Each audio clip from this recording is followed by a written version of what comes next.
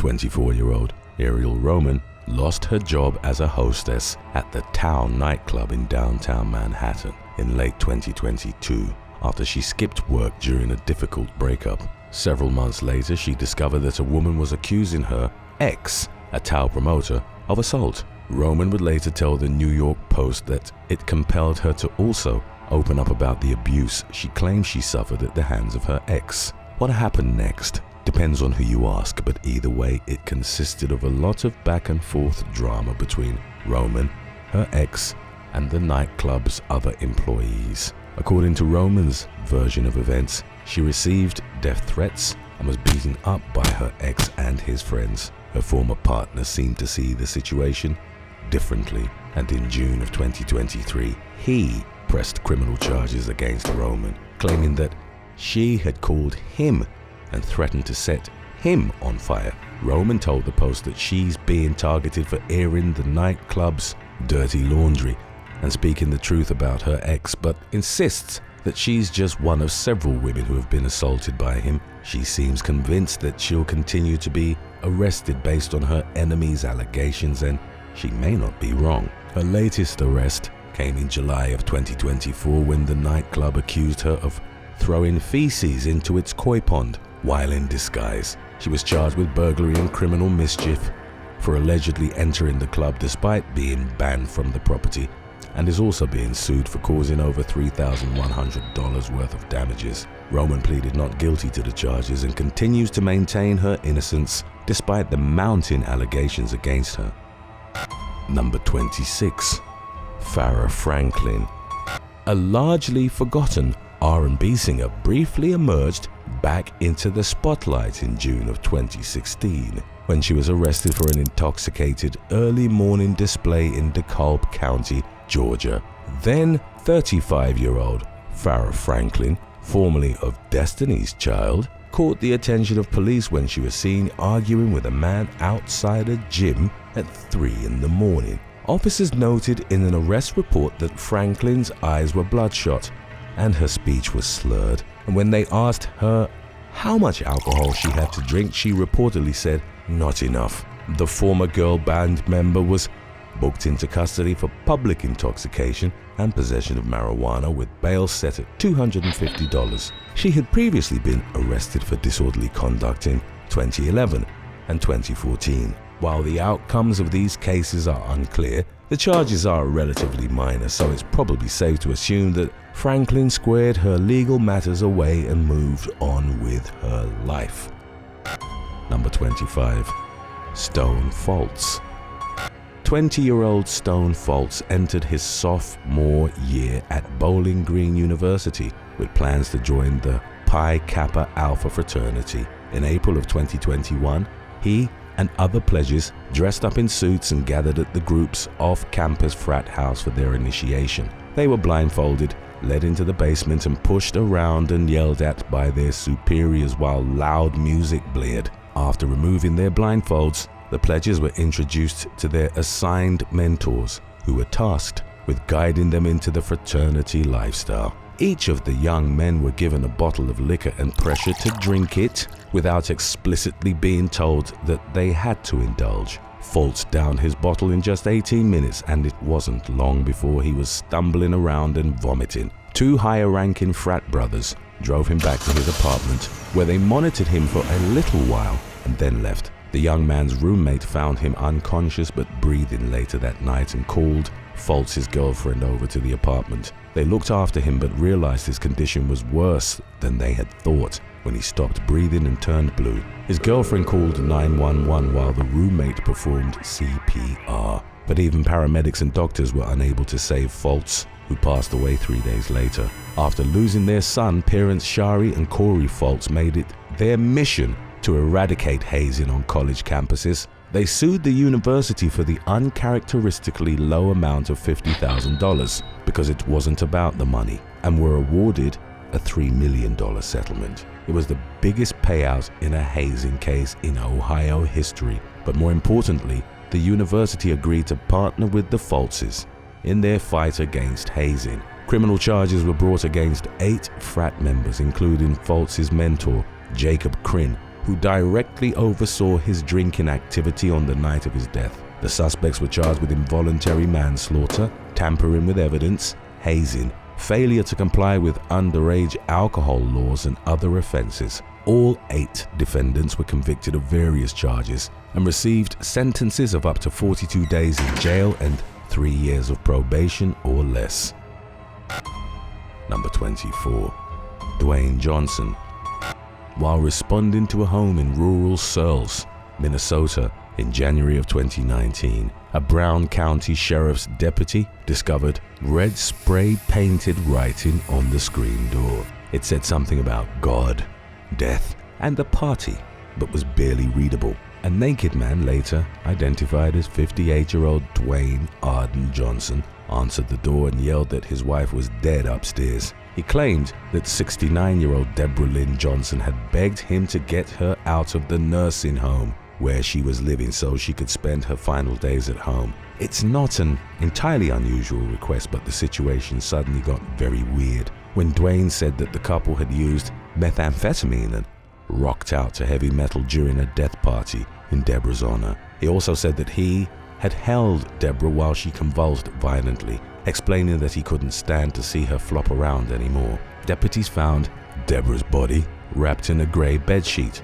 and fastened with a belt at the top of a stairway. Duane explained that he had prepared her body like the Bible instructed him to do, and that he had cleaned his deceased wife, made her beautiful, and wrapped her in linen in accordance with the Old Testament. He denied hastening Deborah's death in any way and claimed that he only wanted her to be comfortable. But the medical examiner ruled that she died from a methamphetamine overdose, and Duane was charged with third-degree murder. 8 months after Deborah's death, Duane pleaded guilty to a felony charge of criminal neglect. He received a 3-year sentence with the requirement to serve 19 months in prison and the rest on supervised release. Number 23. A crashed party.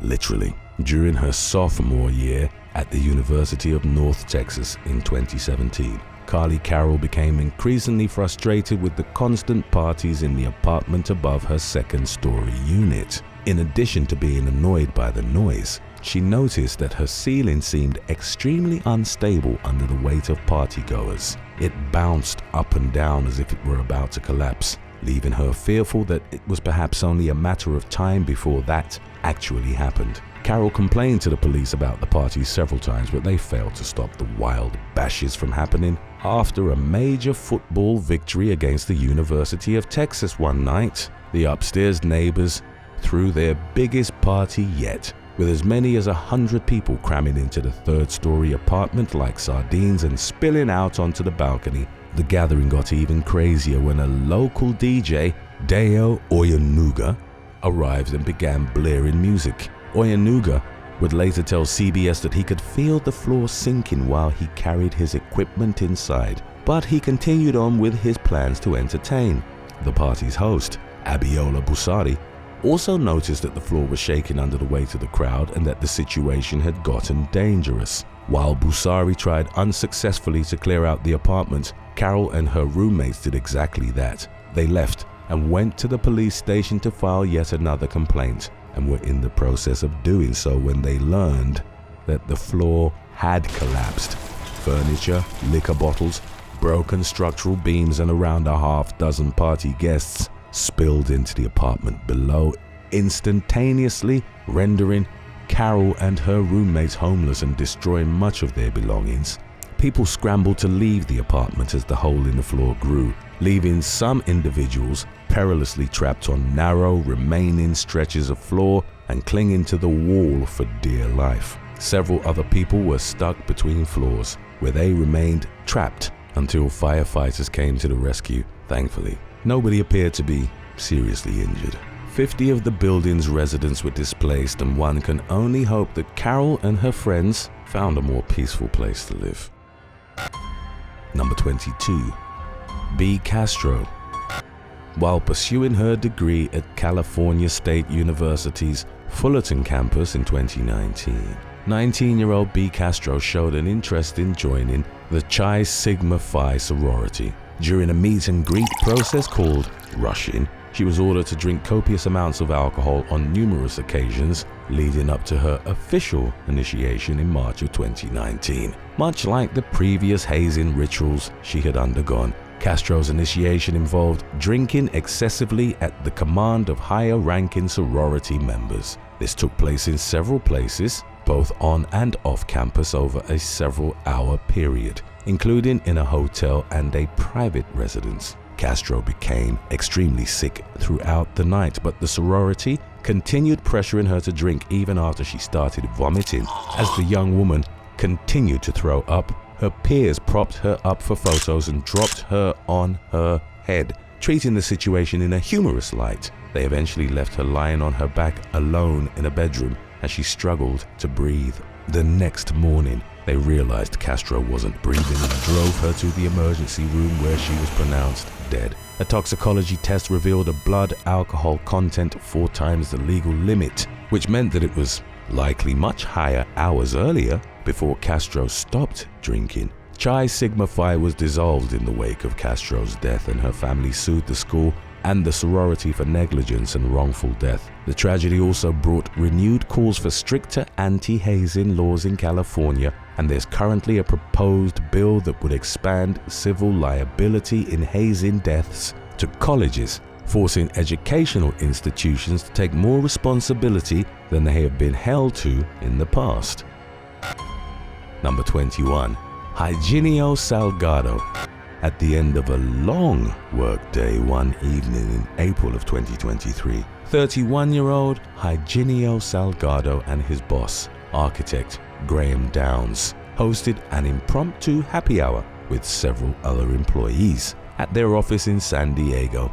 Later that night, the group continued drinking at a bar where Salgado became noticeably loud and intoxicated. The bartender stopped serving him, but the group continued the party at Downs' home. At some point during the night, Salgado's behavior began making people uncomfortable. According to witnesses, he made rude comments to people, antagonized his boss's dog, followed a pair of women upstairs, and opened the bathroom door while one of them was using the toilet. Salgado's demeanor only worsened as he became irrationally upset with Downs for recently meeting up with someone he believed was trying to steal his job. At the end of the night, Downs asked some people who were leaving to drive Salgado home, but they refused. A short while later, after everyone else had left, a neighbor awoke to the sound of yelling from outside. Salgado was screaming at his boss in a rage while Downs attempted to calm him down. The neighbor went outside to get a closer look and saw Salgado beating Downs,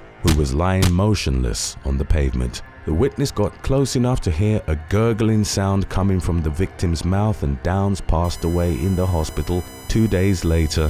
When police arrived, Salgado appeared to be sleeping next to his dying friend. Officers woke him up and questioned him, and he was charged with first-degree murder. Salgado claimed that he had no memory of anything that happened after the group arrived at Downs' house, and that he therefore had no control over his actions during that time. Prosecutors conceded that Salgado was very drunk, but argued that he was lucid enough to be responsible for his actions. The jury found Salgado guilty of second-degree murder, and the defense implored the court for a probation sentence, describing the murder as one of the most senseless cases he had ever overseen. The judge made it clear that he would not allow alcohol to be used as an excuse for killing someone. Salgado was sentenced to 15 years in prison and was paroled in late 2023.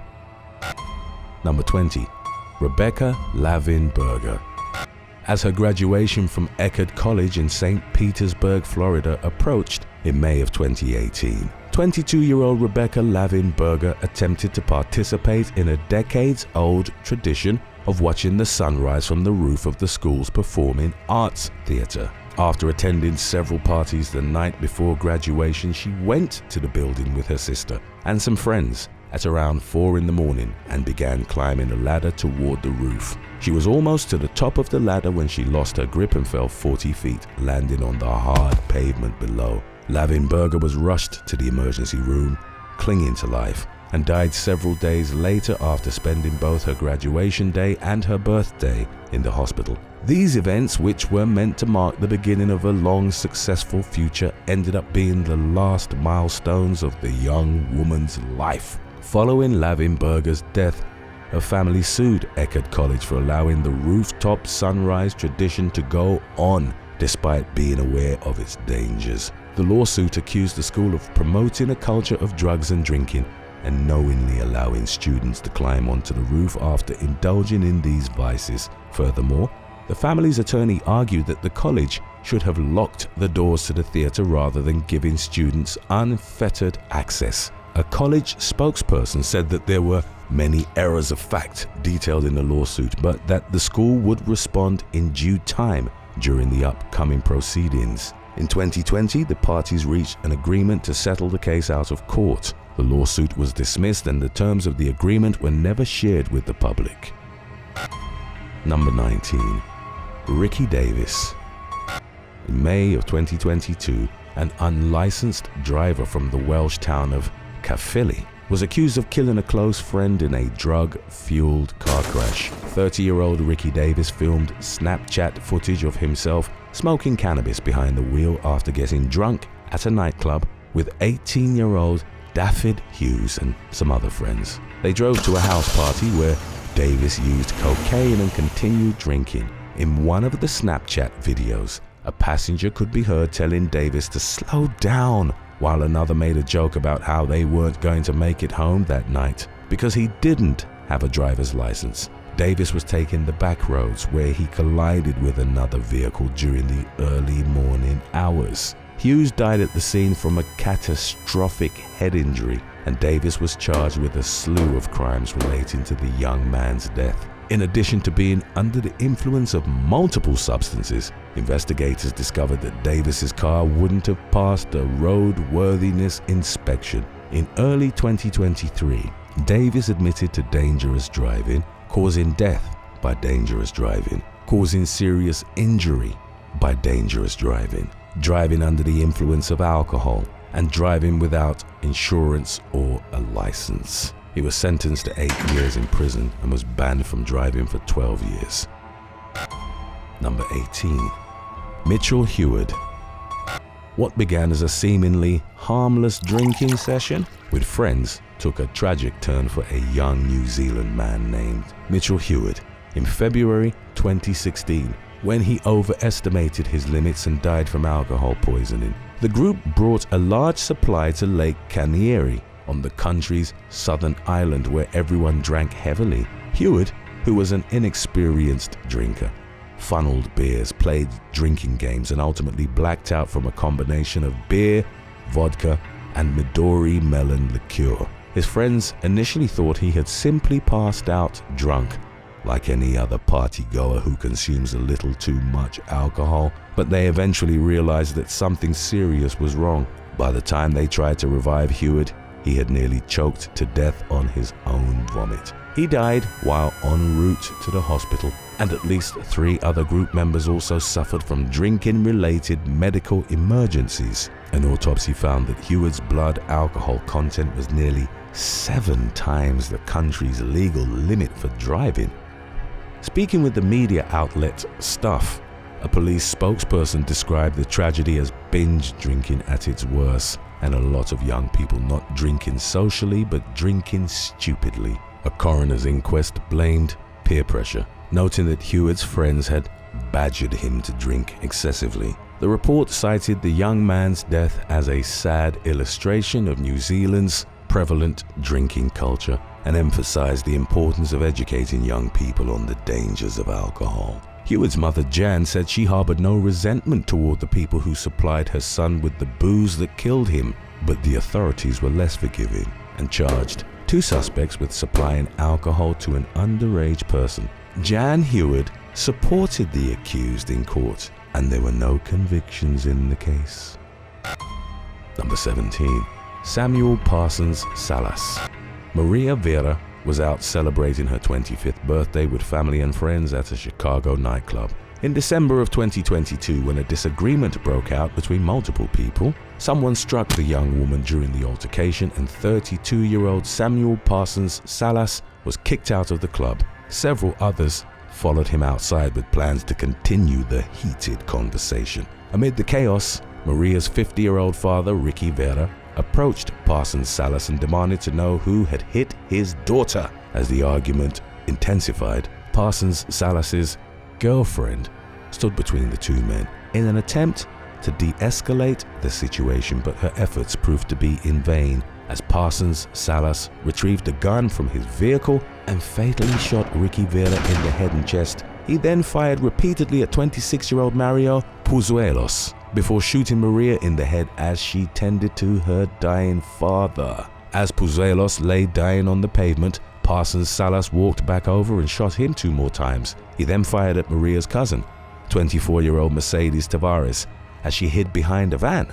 Parsons-Salas then fled the scene, forcing his girlfriend to drive him home at gunpoint. Ricky Vera, Maria Puzuelos, and Mercedes Tavares died from their injuries. Maria was rushed to the emergency room in critical condition and was still fighting for her life, according to the most recent available updates on the case. Investigators later learned that Parsons-Salas and his girlfriend had only been dating for about 2 weeks. On the night of the murders, his girlfriend tried to escape from him by crashing the vehicle while driving him home from the crime scene, but he held the woman captive until the police caught up with him. Parsons-Salas was apprehended following a brief foot chase and is facing 3 counts of first-degree murder, 1 count of attempted murder, and 1 count of kidnapping. He had been released from prison just months earlier for an armed home invasion that left 2 people dead in 2009. The accused triple murderer remains held without bail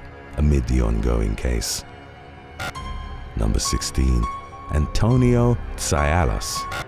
In late summer of 2019, 18-year-old Antonio Tsialas moved from Miami, Florida to Ithaca, New York to attend college classes at Cornell University. He vanished just 6 weeks later during Parents' Week, prompting his mother, Flavia Tomasello, to call the police and report him missing, while also carrying out her own search. Tomasello questioned several members of her son's fraternity, Phi Kappa Psi, who claimed to have no knowledge of the young man's whereabouts, despite his attendance at a frat party the night before. One of Antonio's frat brothers claimed that the missing teen had spent most of the previous evening at the library, while another one of the fraternity members said that Antonio had left and gone to another party at the end of the night. They were both lying, but they did not become any more willing to talk after being called out on their dishonesty. A tipster claimed that someone had poured vodka down Antonio's throat at the frat party, raising the troubling possibility that hazing and excessive drinking could have played a role in his disappearance. 2 days after the party, Antonio's lifeless body was found in a shallow creek at the bottom of a gorge. His skull was fractured, several of his ribs were broken, and there was a large amount of alcohol in his system. The young man's untimely death was still shrouded in mystery when the university announced that it was closing its investigation in 2020. In a statement,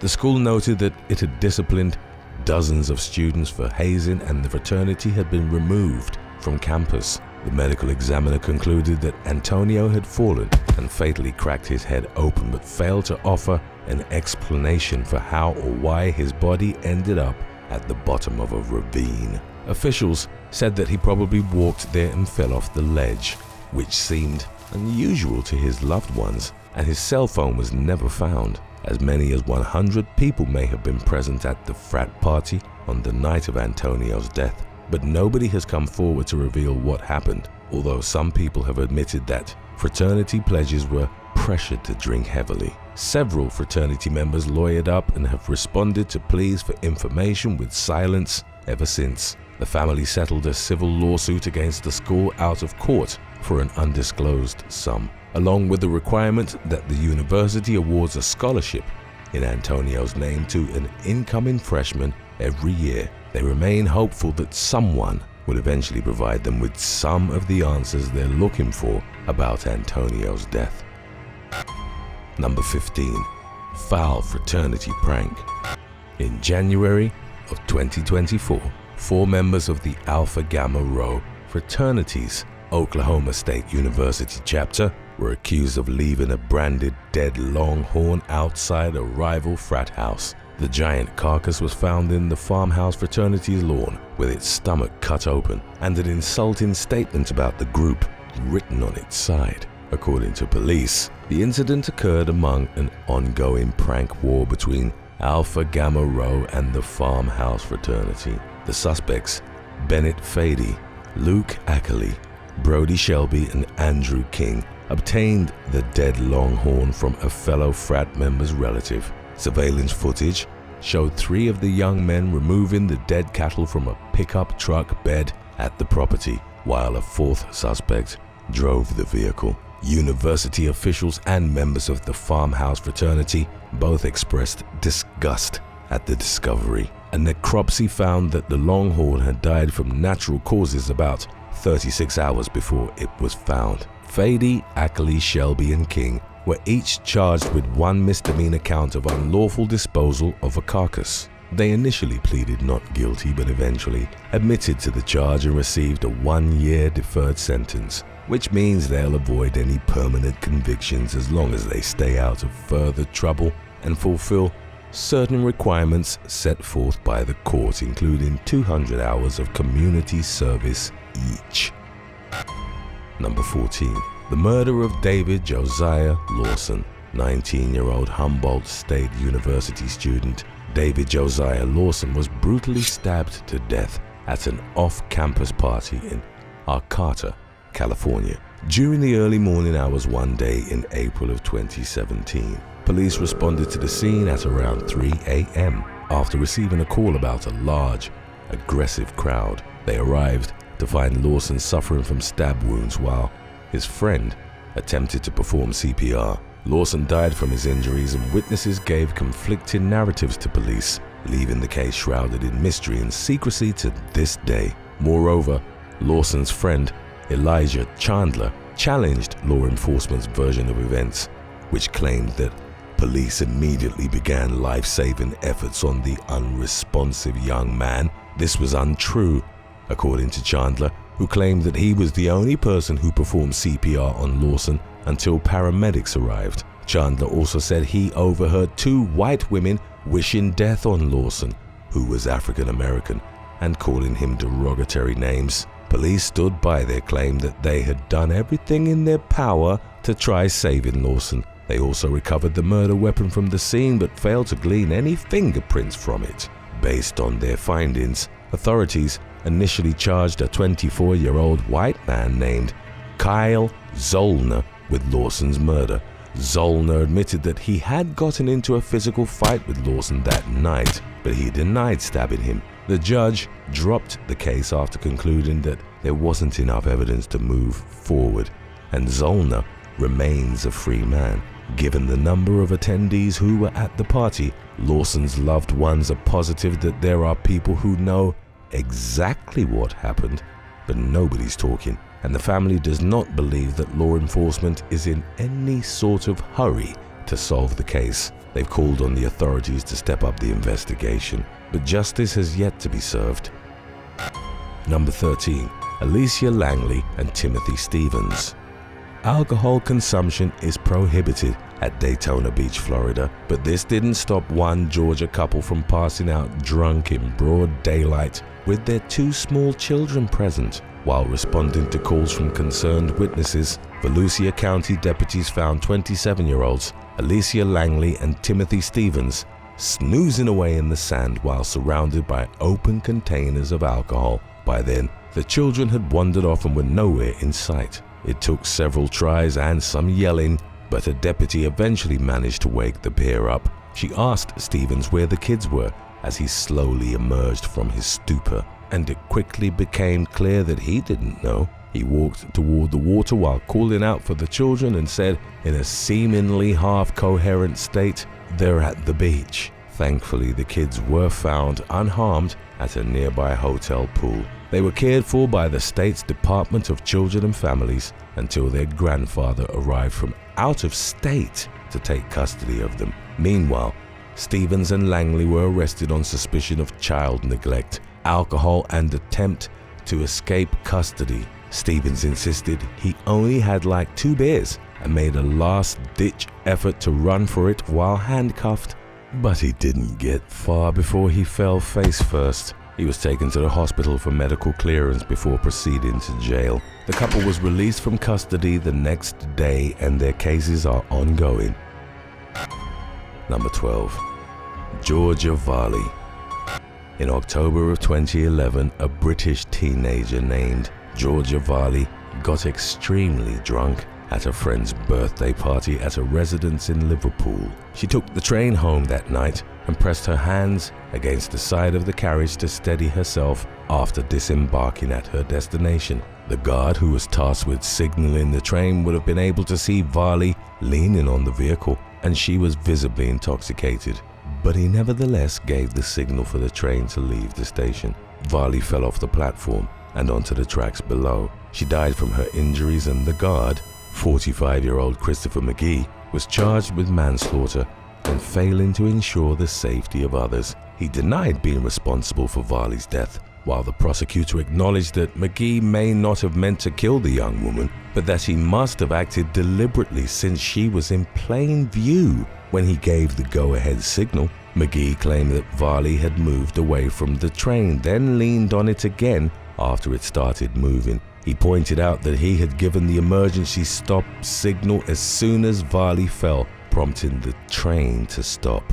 Unfortunately, it was too late. The prosecutors showed the surveillance footage, which clearly proved that Varley had not moved away from the train, like McGee claimed. McGee was found guilty of the manslaughter charge and sentenced to 5 years, with the requirement that he serve at least half of his term in prison before being considered for supervised release. Number 11.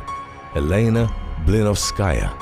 Former Russian beauty queen Elena Blinovskaya was placed on strict house arrest in 2023 after being arrested on suspicion of large-scale tax evasion and money laundering. She was nabbed in April of that year while trying to flee to Belarus, where she planned to catch a flight to a third country. Blinovskaya's arrest came amid a crackdown on money-stashing influencers as Putin's cash-strapped government looked to offset its losses from economic strain and Western sanctions any way possible. As a condition of her home confinement, the 42-year-old mother of 4 was not allowed to throw parties, but that's exactly what she did on New Year's Eve, resulting in her arrest for violating the terms of her supervision. Blinovskaya could be seen in tears as she parted ways with her husband and was taken into custody. She was placed in a pre-trial prison where she would most likely be required to work a cleaning job while awaiting the outcome of her case. The accused white-collar criminal could face up to 16 years behind bars if convicted as charged. Number 10. Connor Chandler. Little People Big World star Karen Chandler's 21-year-old son, Connor, was wanted on an arrest warrant for failing to appear in court in a harassment case when he was arrested at a wild motel party in Washington County, Oregon in September of 2020. He was nabbed after a front desk employee called law enforcement to complain about Chandler and his friends being disruptive. Workers told responding deputies that the partiers were coming into the lobby, filming them, being disrespectful and giving them a hard time. The motel room was jam-packed with partiers, all of whom had their names run by law enforcement, hence the discovery of Chandler's arrest warrant. He was taken into custody and released a short while later after grinning for his mugshot and posting $250 bail. Earlier that year, Connor was charged with harassing his mother, Karen. He missed a scheduled settlement conference but told the Sun that he didn't even know about the arrest warrant, claiming that his mail informing him of the court date had gone to the wrong address. In 2021, he pleaded guilty to misdemeanor criminal mischief and was sentenced to 18 months of probation, sparing him from any time behind bars. Number 9. Won Jang. 20-year-old Dartmouth College student Won Jang was last seen at a casual Saturday night gathering at his university's boathouse along the Connecticut River in July of 2024. He was reported missing the next morning when he failed to show up at a planned event. Investigators found several items near the boathouse, indicating that Jang never left the area. Later that evening, his body was found in the river near where he was last seen. While his cause of death was not immediately clear, authorities said that they did not suspect foul play. University officials received an anonymous email stating that Hazen may have been involved in Jang's death, and a Hanover police spokesperson said that there was some evidence of this being possible. Jang was a member of the Beta Alpha Omega fraternity, which was suspended in the wake of his death along with the Alpha Phi sorority. At the time of Jang's death, Beta Alpha Omega had just gotten off of alcohol probation, while Alpha Phi had also returned to good standing after being on alcohol suspension. For now, authorities are remaining tight-lipped about their findings, but have vowed to thoroughly look into the possibility that Hazen played a role in the tragedy. The investigation is ongoing. Number 8. April Teale. In October of 2019, footage of a young woman grinding on a cop while being arrested at a Waffle House restaurant in Tuscaloosa, Alabama, went public. During the 7-second clip, 24-year-old University of Alabama graduate April Teale could be heard moaning and saying, "You like that?" as the officer ignored her and focused on his job. Her arrest came while police were responding to an incident near the scene following Alabama's victory against Tennessee in a Saturday night football game. Teale was charged with misdemeanor counts of disorderly conduct and harassment, but the police declined to release the arrest report. The young woman herself was also reluctant to go into detail, but appealed to her many new followers for Venmo donations toward her legal expenses in a since deleted Instagram post. During an interview with the website Busted Coverage, Teale said that she planned to write an apology letter to the police officer she grinded against, while acknowledging that she knew it wouldn't get her off the hook from her criminal charges. She admitted that she was essentially blackout drunk prior to her arrest, and that she didn't remember what happened leading up to that point. The young woman posted $1,000 bail shortly after being taken into custody and was released. The outcome of the case is unclear. Number 7. Cary Owens. In March of 2013, 22-year-old Cary Owens of Devon, England, blew nearly $6,500 of her landlord's money on a trip to Antigua with her friends, where she footed the group's alcohol bill and posted photos of herself partying on social media. She was eventually deported back to Britain for stealing a cell phone and was accused of stealing the money she paid for the trip with upon her return to the UK. When the young woman's friends had asked about where the money came from during the trip, Owens claimed that her boyfriend had given her the cash. She later told police that her landlord gave it to her as part of an agreement to marry his Iraqi cousin. Either way, prosecutors argued that she wrongfully treated the cash as her own without even a hint of remorse. Owens pleaded guilty to theft and received a 9-month suspended prison sentence. She was also ordered to perform 100 hours of community service and repay the victim in full. Number 6. Lester Hui.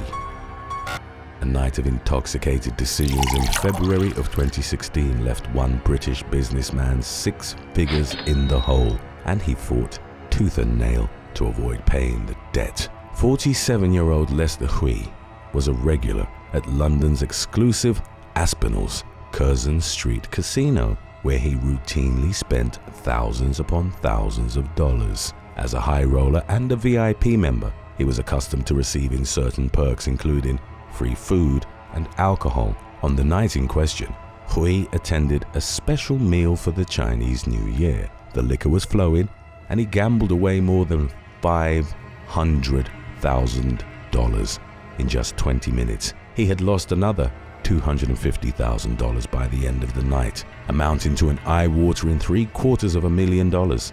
This is a lot of money, even for a wealthy person like Hui.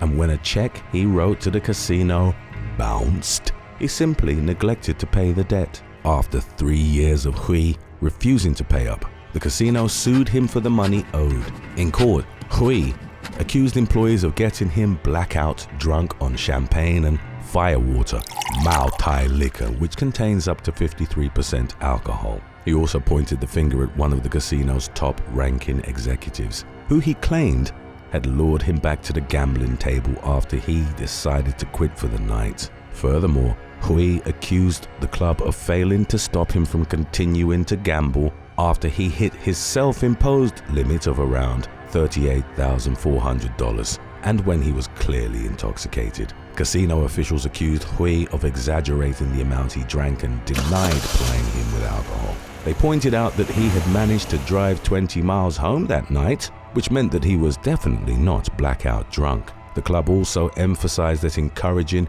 noticeably intoxicated people to gamble was against its code of ethics. The seemingly skeptical judge asked Hui how he managed to drink 3.5 bottles of champagne and wine and 5 or more shots of Mao Tai liquor without ending up in the hospital. Hui claimed that he had a high alcohol tolerance due to being a frequent drinker, but it wasn't enough to sway the judge, who ruled in 2023 that he is responsible for paying the enormous debt.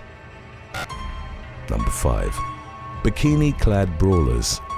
In a disturbing act of violence that was captured on video in March of 2016, a trio of bikini-clad women could be seen mercilessly beating a young woman along the banks of South Carolina's Saluda River. The footage showed the suspects striking and jumping on the 20-year-old victim, who lost consciousness and was later treated for a concussion and a broken nose. The victim later told police that she was hanging out near the river with a co-worker in Columbia when she crossed paths with one of the attackers, who happened to be a former high school classmate that she didn't get along with. She was ambushed by the assailants and was unable to walk when she regained consciousness. While it's unclear who filmed the assault, the victim got her hands on the video and turned it over to law enforcement. Police identified the suspects as 18-year-old Arlinda Craft, 19-year-old Ansley Hill, and 20-year-old Megan Williams, and charged them all with assault and battery by a mob. Additionally, Williams was charged with drunk driving, shoplifting, and public disorderly conduct, while Hill was charged with drunk driving, possession or sale of a stolen vehicle, and possession of methamphetamine or cocaine. The outcome of the case is unclear. Number 4. Reece Shand. Those who knew 24-year-old Reece Shand described him as the life and soul of the party, especially when he was drinking. But he also struggled with depression and substance abuse, and he had a tendency to go on benders between spending months at a time sober. Shand's propensity to overindulge led to tragedy in September of 2020, when he died from a lethal combination of drugs and alcohol at his brother's girlfriend's house in the English town of Darwen. He had called Sarah Hitchin the previous night and asked if he could stay over, but said that he was drunk and had no way to get there. Hitchin picked Shand up and brought him to the residence, where he fell asleep on the couch. She and Shand's brother, Andy Wilson, looked after him for several hours before going to bed.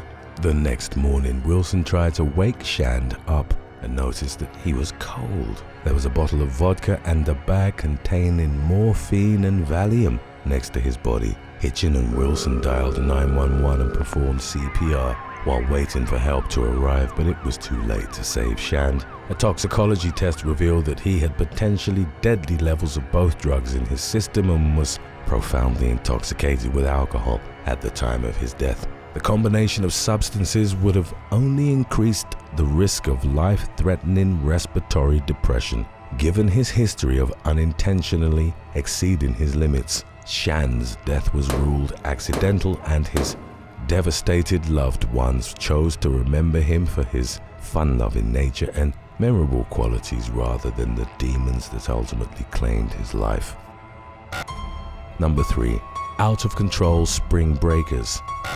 During spring break in March of 2022, deputies patrolled for illegal drinking in Daytona Beach, Florida, where alcohol consumption is only allowed at licensed beachside bars. As always, they nabbed a large number of underage and unauthorized drinkers, including a young man who was unable to hide his annoyed expression while the cops dumped out his Courvoisier cognac. Law enforcement was equally busy in other parts of the state, where over 500,000 spring breakers traveled during the months of March and April every year. Young people could be seen throwing back bottles, funneling beers and playing drinking games along Florida's coastlines. And for the most part, everyone seemed to be having a rowdy but mostly harmless fun time. In recent years, however, there has been a growing problem with spring breakers in the Sunshine State, overdosing on fentanyl. In 2022, a group of 6 young men, including 5 West Point cadets,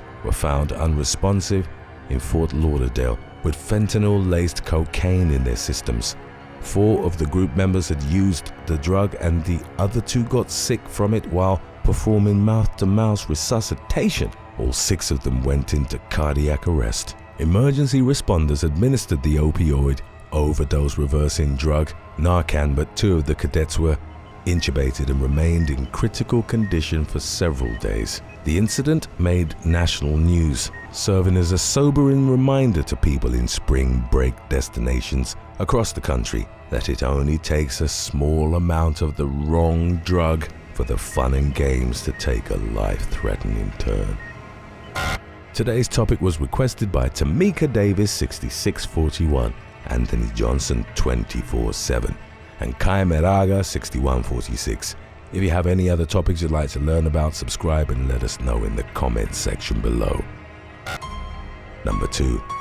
Savannah Talley. Shortly before 2 a.m. one morning in January of 2024, police responded to a call about a fight at Goat Kitchen and Bar in downtown Tulsa, Oklahoma. As officers pulled up to the building, they saw a group of people fighting. An off-duty police officer from a neighboring agency who was working security had been stabbed multiple times while trying to break up the brawl. Thankfully, he survived and was expected to make a full recovery. At least 2 other victims went to the hospital with stab injuries, but refused to cooperate with investigators. According to law enforcement, the altercation broke out during a private birthday party when a woman named Savannah Talley poured a drink on another woman and attacked her with a bottle. She was also blamed for the multiple stabbings. Talley was arrested on suspicion of assault with a deadly weapon on a police officer and assault and battery with a deadly weapon. The current status of the case is unclear. If you thought these noisy party monsters weren't annoying enough, wait till you see how going to sleep at the wrong time can lead to a tragic turn of events. Right after number 1, we've got our previous release of When Falling Asleep Goes Wrong lined up, so stay tuned. Number 1. Jordan Greco. In December of 2021, a 22-year-old Malvern, Pennsylvania woman named Jordan Greco was arrested for assault after lashing out at a bar. Police arrived at the scene to find Greco being held on the ground while spitting at employees. She bit one of the bar workers' arms while police subdued her, causing minor cuts. Greco was booked and processed at the Westchester Police Department on assault and related charges. She was subsequently released with instructions to attend court at a later date, but the outcome of the case is unclear. While vacationing in the Canadian province of Saskatchewan in December of 2014, Australian resident Emma Quirk got lost on her way back to her hotel and ended up blacking out outside a nursing home. Quirk had reportedly been out drinking with her friends but disappeared around 2:30 a.m., having left without her jacket or gloves. It would be 3 hours before she was found and rushed to the hospital. The temperature that night had reached a reported minus 22 degrees Fahrenheit. In the aftermath of her hospitalization, Quirk uploaded pictures online detailing everything she went through in the ER. She apparently sought to give tourists advice on how to avoid finding themselves in the same predicament as hers. Her fingers swelled up during the days that followed, but her doctors explained They would have to wait until she developed blisters before using a scalpel to remove the pus. She was told she could have lost her hands had she stayed out in the cold for any longer than she did, and the doctor warned her even after treatment she could lose her left little and middle fingers. Number 11. John R. Tyson. The 32-year-old CFO of Tyson Foods was arrested on November the 6th of 2022 after accidentally entering the wrong home while intoxicated and falling asleep in a stranger's bedroom in Fayetteville, Arkansas. The homeowner contacted authorities when she discovered the stranger in her home. John R. Tyson, the great-grandson of the company's founder, apologized to his investors in the wake of the embarrassing incident. He was later charged with public intoxication and criminal trespass, though he was released on bond later that same day. Number 10. Patrice Jackson.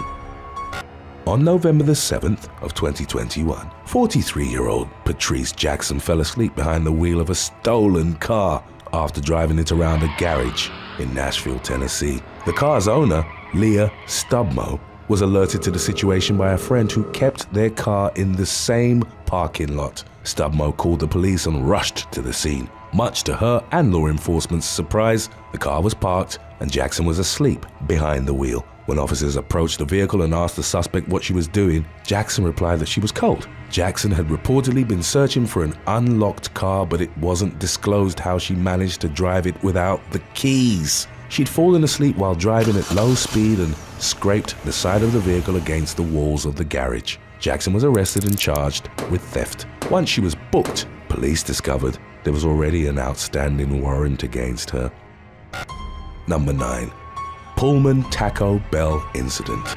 On December the 11th of 2021, an unidentified woman was found passed out, drunk, in her car, which was in line at a Taco Bell drive-thru in Pullman, Washington. The individual who called 911 had knocked on the woman's window to try and wake her up, but she was only stirred for a moment before going back to sleep. When Officer Joseph Guile arrived at the scene, he noted that the car's engine was running. He knocked on the window several times before the driver finally noticed him and rolled down the window. The woman's eyes were bloodshot and watery, and the policeman immediately smelled alcohol on her breath. There was also an open beer can found in the cup holder. When the woman put her hands on the steering wheel, possibly to drive away, Officer Guile reached inside the door, put the car in park, and removed the keys. The intoxicated motorist was then asked to step out of the car, but instead attempted to start it without the keys. She was removed from the vehicle and asked how much she'd had to drink.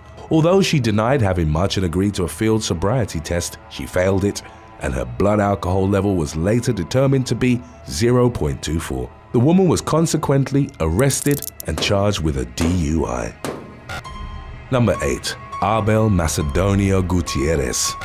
On New Year's Eve 2019, Abel Macedonio Gutierrez was arrested for driving under the influence after falling asleep at a Taco Bell drive-thru in Sonoma, California. The 23-year-old reportedly passed out while waiting to order a meal and then grew hostile when police attempted to question him. He denied being drunk or having consumed any drugs, but refused to submit to a field sobriety test. Responding officers noted that he remained uncooperative and was visibly impaired at the time of his subsequent arrest. Under California law, refusing a chemical test after being charged with a DUI may lead to a steeper punishment. Number 7. Tiffany Haddish.